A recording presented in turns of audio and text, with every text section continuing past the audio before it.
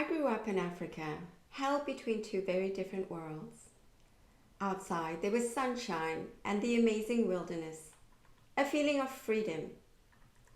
We had a wonderful, adventurous life. However, at times, especially on weekends when my dad drank alcohol, the energy at home would become unpredictable, or a quiet evening could turn into raised voices, sharp comments, or a heavy silence oftentimes, and there was a lot of physical and emotional tension involved.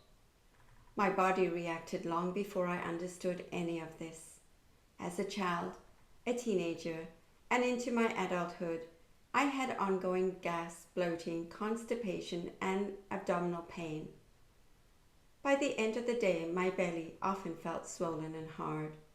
I held back my feelings just as my intestines seemed to be holding everything inside. Looking back through the lens of GHK, I can see that my tracks were not just food. They were alcohol, fights, criticism, and even the news. Growing up in Africa, there was also a lot of talk about war, danger, and politics. The news and adult conversations were often full of fear and anger.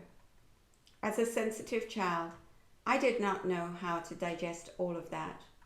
I took it in, but I could not express it.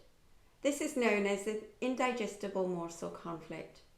The morsel for me was the emotional atmosphere around alcohol, fighting, criticism, and stories of war. My intestines were trying to process what my heart and voice could not. Every time I heard raised voices, saw an angry face, smelled alcohol, saw someone drunk, or listened to frightening news, my body reacted as if the original conflict was happening again. They were my tracks. Understanding this brought me a lot of compassion for my younger self. My gut was not failing. It was protecting me in the only way I knew how. As I began to work with these old patterns by creating more safety in my present life, setting boundaries, and choosing calmer environments whenever possible, I also practiced softening my body when old tracks appeared by slowing my breath, placing a hand on my belly and reminding myself, this is an old memory. I am safe right now.